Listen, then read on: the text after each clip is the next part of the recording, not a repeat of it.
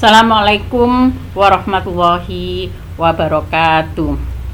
Puji syukur kehadirat Allah Subhanahu wa Ta'ala yang telah melimpahkan rahmatnya sehingga pada hari ini kita dapat bertemu kembali dalam keadaan sehat walafiat.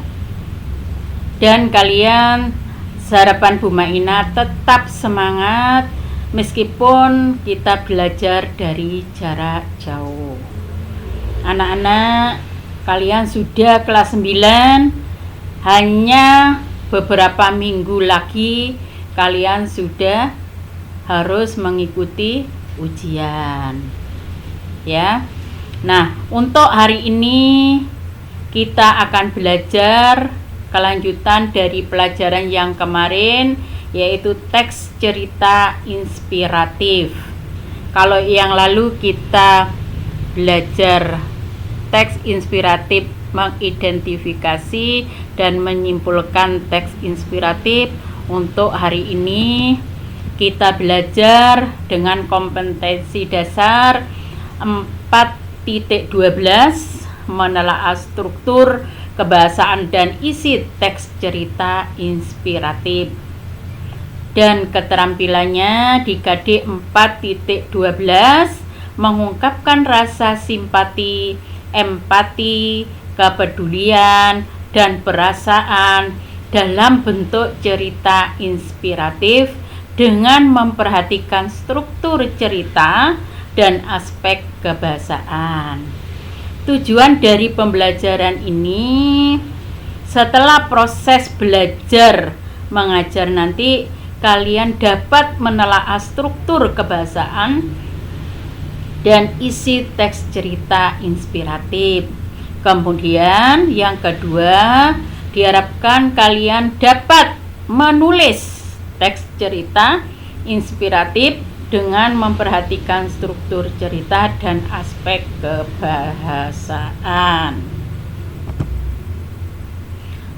Pada pelajaran yang lalu sudah disinggung sama Bu Maina mengenai struktur teks cerita inspiratif. Yang pertama yaitu orientasi, yang merupakan bagian pengantar cerita, di mana bagian ini nanti isinya adalah pengenalan tokoh, latar tokoh, dan tema. Pengenalan tokoh nanti bisa terdapat pada paragraf pertama, sedangkan latar tokoh biasanya terdapat pada paragraf pertama dan kedua. Kemudian yang kedua adalah perumitan peristiwa atau kisah. Nah, hampir sama dengan teks cerpen ya. Jadi, perumitan peristiwa itu sama dengan rangkaian peristiwa. Nah, di sini bagian ini berisi kisah-kisah atau peristiwa yang dialami oleh seseorang selama hidup. Biasanya peristiwa-peristiwa yang diceritakan mampu menggugah pikiran pembaca. Nah, di bagian ini kisah tokoh dan peristiwa menuju ke puncak cerita atau konflik. Kemudian komplikasi, yaitu konflik cerita memuncak dan memerlukan penyelesaian. Jadi puncak peristiwa atau klimaks di sini, ya. Kemudian resolusi, di bagian resolusi menyajikan peristiwa yang menyadarkan tokoh tentang kebaikan.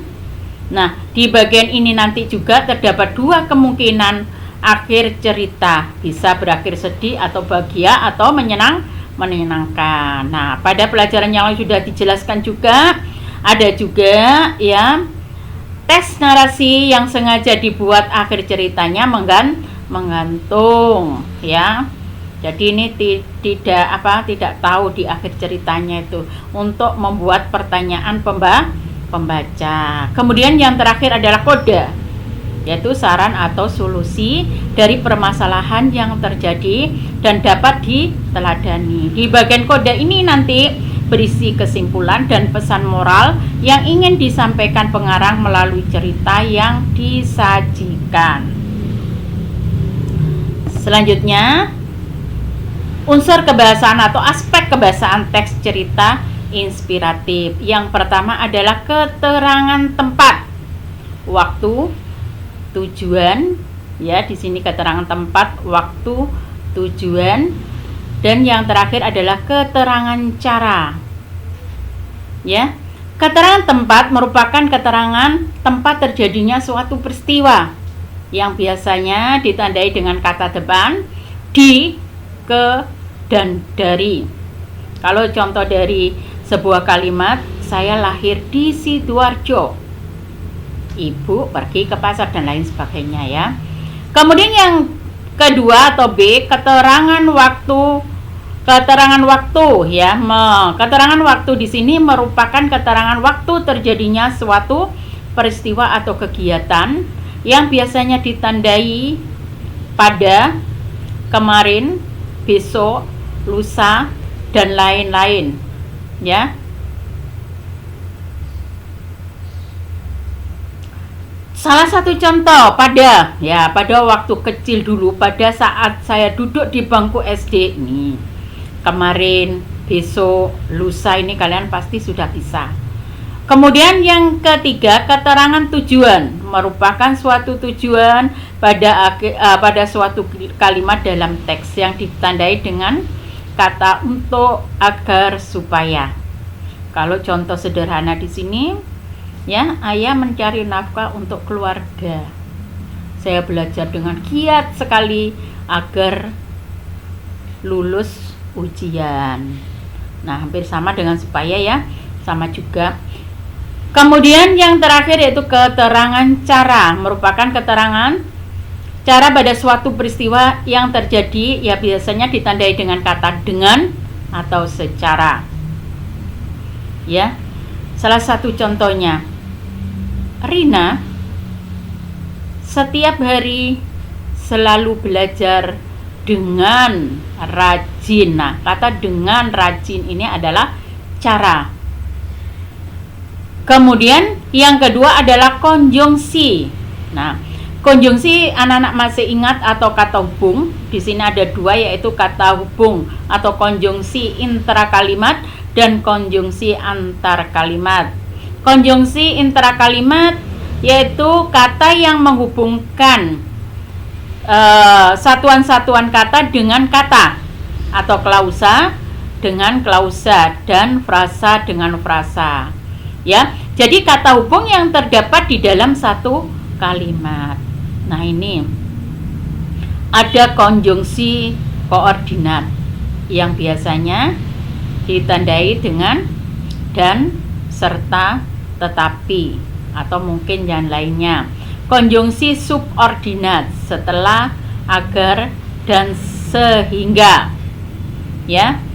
Kemudian yang kedua, konjungsi antar kalimat adalah kata penghubung antara satu kalimat dengan kalimat lainnya.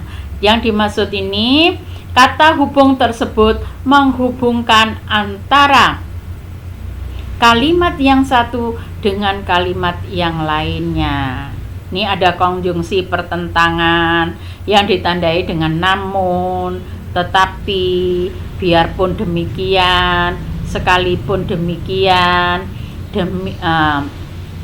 walaupun demikian, meskipun demikian, dan lain sebagainya.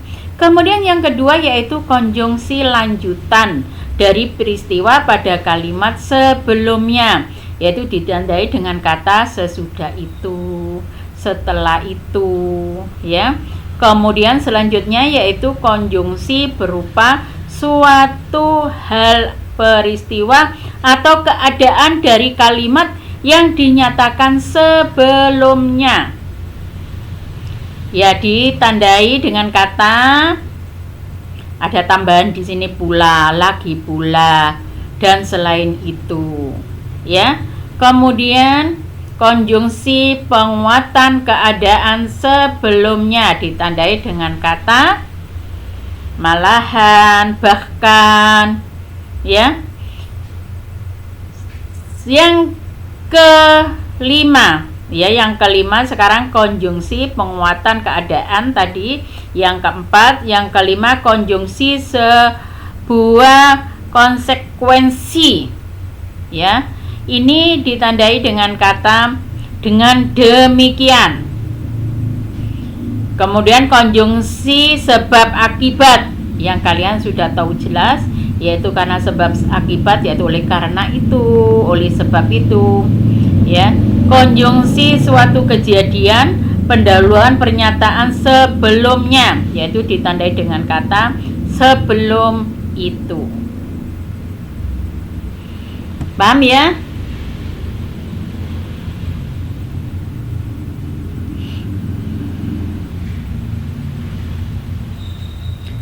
Kemudian di teks cerita inspiratif ini merupakan sebuah ide atau sumber peristiwanya berdasarkan dari kisah nyata. Makanya ciri-ciri kalimatnya adalah sebagai berikut, ya. Ciri-ciri teks cerita inspiratif, ya.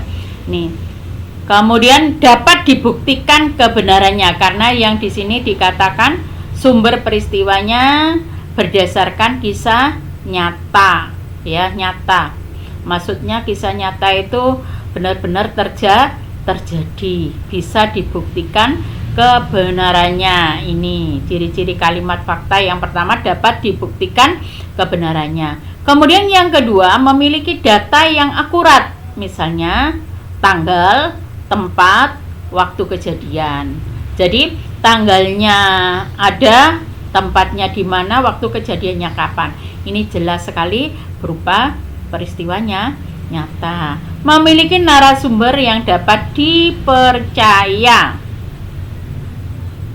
Narasumbernya dapat dipercaya. Maksudnya itu informasi yang didapat ini benar-benar dapat dipercaya. Bersifat objektif, apa adanya, dan tidak dibuat-buat.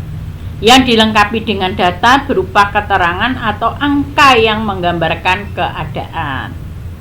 Nah, biasanya dapat menjawab pertanyaan apa, siapa, di mana, kapan, berapa, dengan jawaban yang pasti, ya.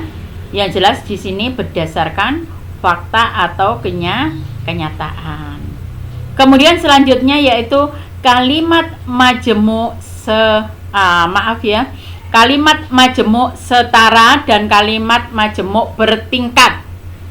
Ya, unsur kebahasaan yang keempat di sini, aspek kebahasaannya itu kalimat majemuk setara dan kalimat majemuk bertingkat.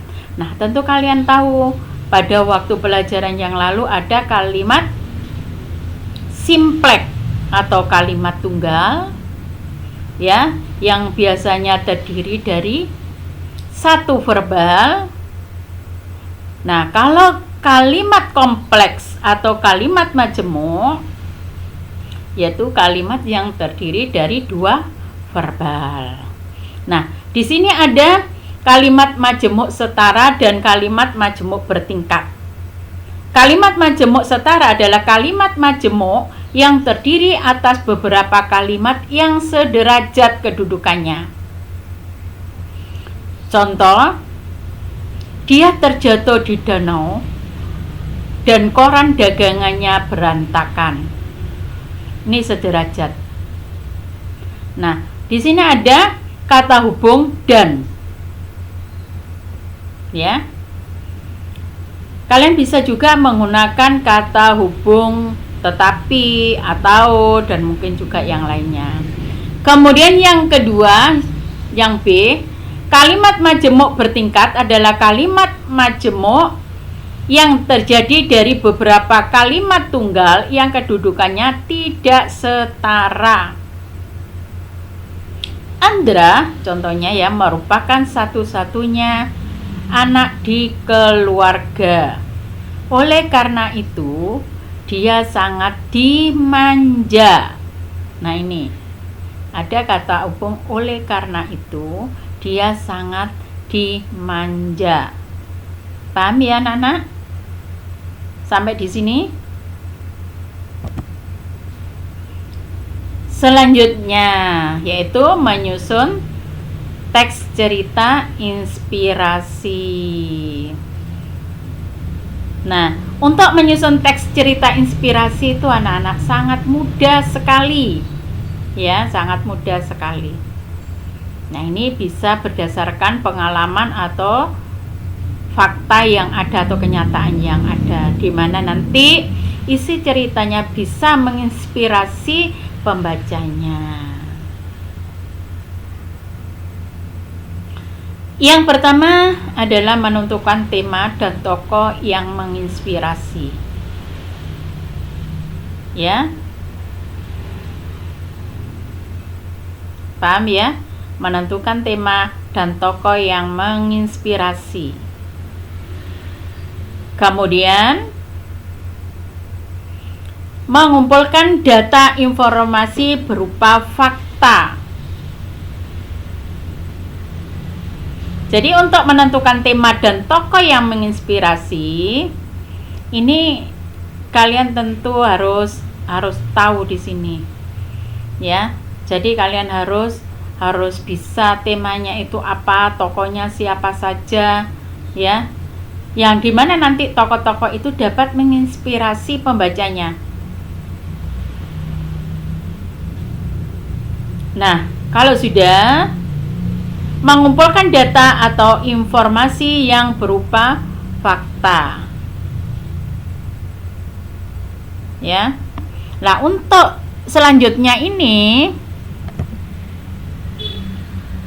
ya, setelah itu kalian menyusun kerangka tulisan sesuai dengan struktur teks. Jadi menentukan tema, tokoh, kemudian menyusun kerangka tulisan sesuai dengan struktur teks, yaitu berupa bagian awal. Nah, apa isi bagian awal? Tentu kalian tahu, berisi orientasi dan rangkaian peristiwa atau perumitan peristiwa. Orientasinya ini nanti kalian harus pengenalan tokoh-tokohnya siapa, ya. Kemudian wataknya bagaimana. Jadi tokoh, watak, dan latar. Latar itu tempatnya, baik latar waktu, latar tempat, latar suasana. Di sini nanti harus betul-betul kalian pahami, ya. Kemudian rangkaian peristiwa atau perumitan peristiwanya. Nah, setelah rangkaian peristiwa atau perumitan peristiwa ini, ya, peristiwanya apa saja yang telah dialami berdasarkan fakta yang ada, baru di bagian tengah yaitu komplikasi dan resolusi. Untuk komplikasinya yaitu puncak peristiwanya. Kemudian resolusi adalah masalah sudah mulai menurun, di sini solusinya bagaimana. Kemudian di bagian akhir adalah koda. Nah, koda di sini berupa pesan atau amanat yang telah disampaikan oleh penulis kepada pembaca. Pengumpulan data atau informasi yang berupa fakta. Nah, kalian kumpulkan di situ semuanya, baik tokoh-tokohnya, watak tokohnya, latarnya, peristiwanya, ya, klimaksnya, resolusinya, dan kodanya. Kemudian kembangkan kerangka tulisan dengan memperhatikan struktur dan kaidah kebahasaan teks cerita inspirasi. Jadi yaitu apa saja anak-anak kerangka tulisannya? Yang pertama adalah orientasi, rangkaian peristiwa, komplikasi, resolusi, dan koda. Dan kaidah kebahasaan, ini apa fungsinya kaidah kebahasaan dalam teks cerita inspirasi? Ya, untuk memudahkan pembaca memahami teks cerita inspirasi yang kalian tulis.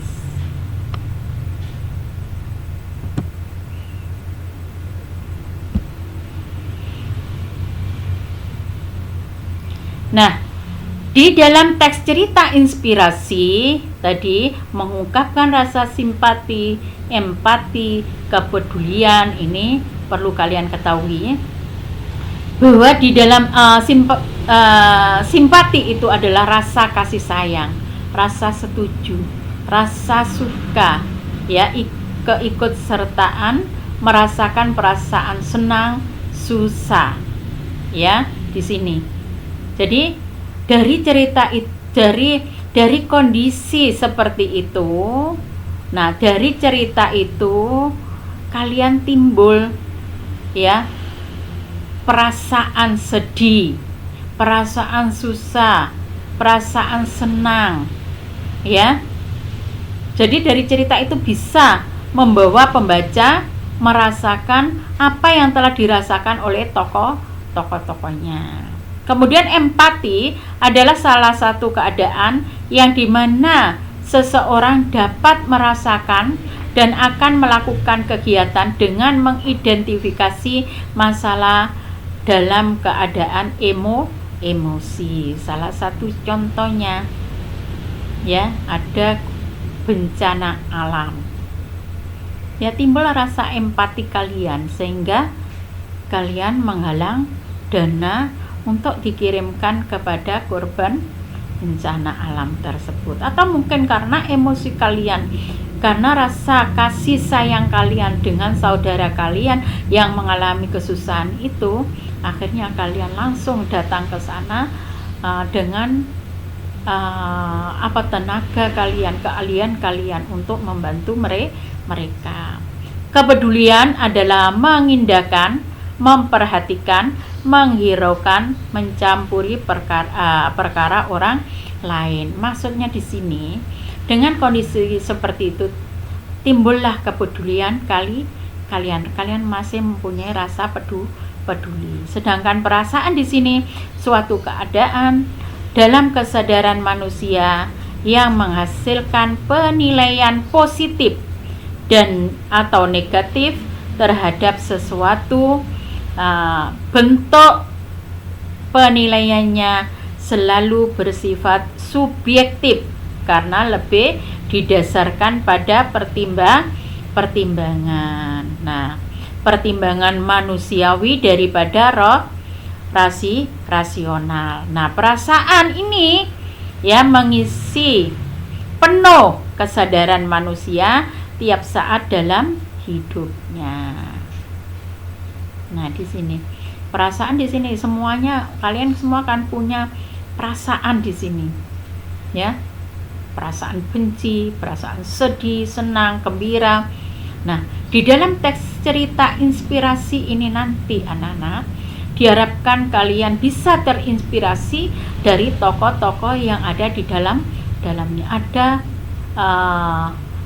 yang patut kalian teladani dari tokoh-tokoh tersebut. Ada yang patut kalian contoh daripada tokoh-tokoh tersebut, karena dalam teks cerita inspirasi ini sesuatu yang tidak mungkin bisa saja mungkin terjadi ya. Paham ya untuk struktur dan unsur kebahasaan teks cerita inspiratif?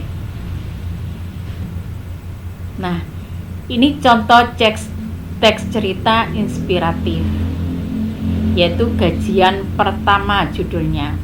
Di orientasi, Hana sangat senang hari itu karena ia bisa merasakan gaji pertamanya dari perusahaan multinasional yang sudah ia idam-idamkan sejak kuliah.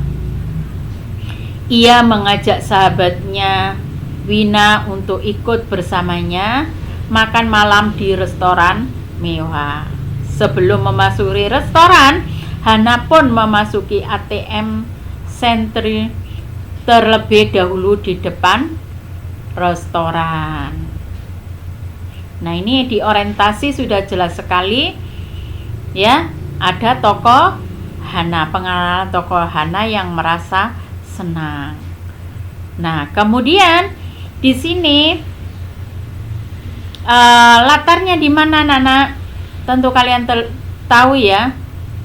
Nah, ini gaji pertamanya dari perusahaan ini di restoran mewah. Maksudnya itu di sini ia mengajak sahabatnya Vina untuk ikut bersamanya makan malam di restoran mewah. Sebelum memasuki restoran, berarti ini Hana pun memasuki ATM. Berarti ini di luar restoran, karena sebelum memasuki restoran ya.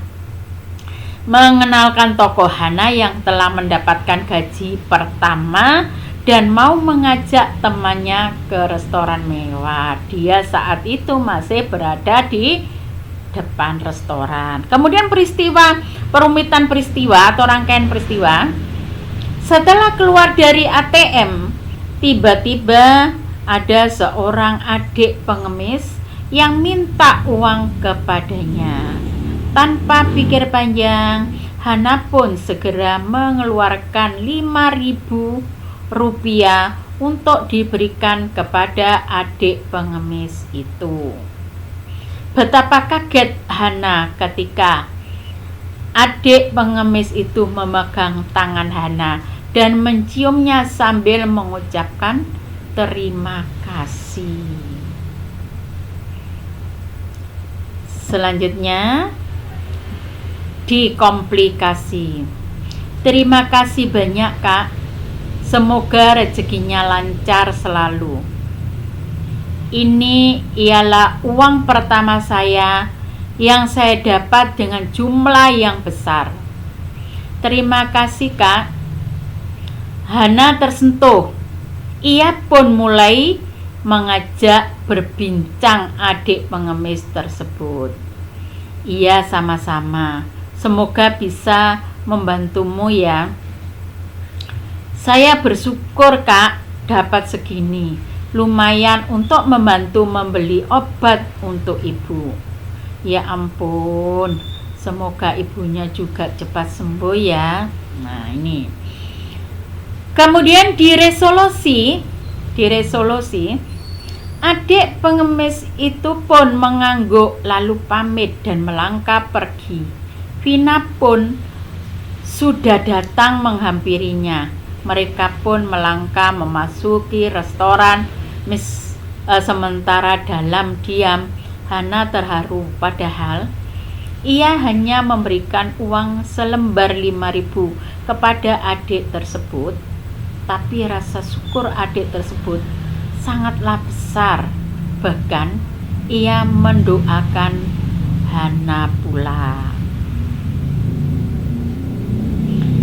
Di Koda, Hana mengingat masih ada gaji beberapa juta di ATM-nya yang ia dapati dari kerja keras. Sudah saatnya ia bersyukur dengan amat sangat terhadap apa yang telah ia peroleh. Hana berjanji ketika bertemu adik pengemis itu lagi, ia akan mengajaknya makan malam atau sekedar berbincang tentang kehidupan. Nah, dari sini tadi anak-anak, tentu kalian tahu ya, coba ada rasa kepedulian ya, ada rasa kepedulian di mana ada seorang anak kecil yang meminta uang karena ada rasa peduli dengan lingkungan yang ada itu, maka Hana memberikan uang 5.000 rupiah ya. Nah, di situ setelah dia bercerita tentang ya uang yang diberikan oleh Hana itu sudah sangat besar sekali. Nah, besar sekali yang pernah ia dapat karena uang ini untuk membeli obat untuk ibunya. Di sini pun juga ya, si pengemis ini ada rasa kepedulian dengan ibunya. Ya, karena ibunya dalam kondisi sakit, meskipun dia harus meminta, ia lakukan supaya bisa mengobati ibunya. Timbullah di sini kan ada rasa kasih sayang, cinta kasih, ya, antara anak dan orang tua di sini, yaitu rasa simpati.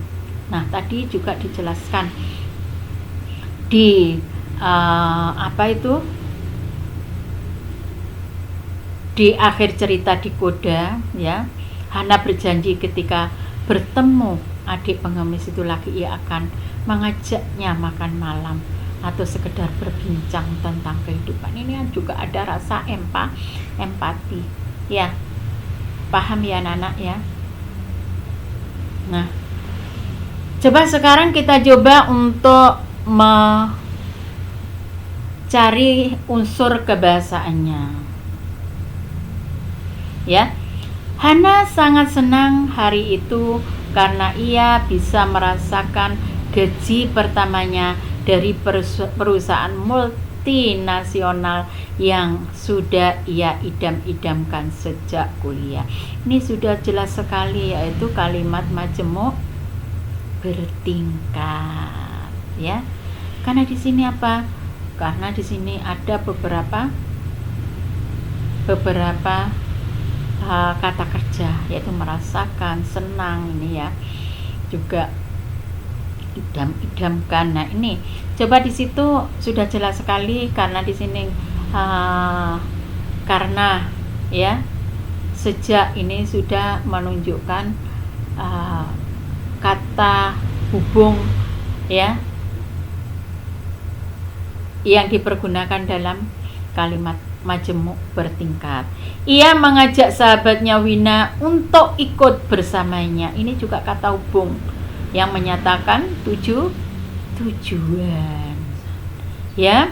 Kemudian di sini di restoran mewah, makan malam ini keterangan waktu di restoran mewah ini adalah tempat.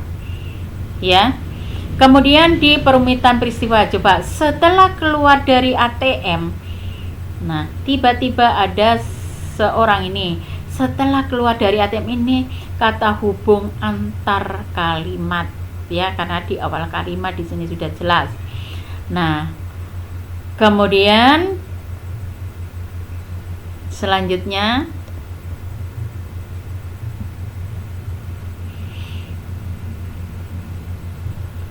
nah, di sini ada kata ini, iya, dia. Ini sudah jelas sekali anak-anak, kata rujukan atau kata ganti ya. Nah, ini saya bersyukur Kak dapat segini, lumayan untuk membantu. Ini juga termasuk kata hubung intra kalimat ya, yaitu tujuan. Nah, ini termasuk juga kalimat majemuk setara bertingkat ya. Adik pengemis itu pun, nah ini, dan melangkah pergi, ini termasuk kalimat majemuk setara ya. Padahal ia hanya memberikan uang, ini juga termasuk kalimat meskipun melangkah memasuki, ini tadi sudah jelas sekali kata hubung antar kalimat juga termasuk kalimat majemuk bertingkat ya. Nah, yang terakhir di sini di kode, tentu kalian tahu ya.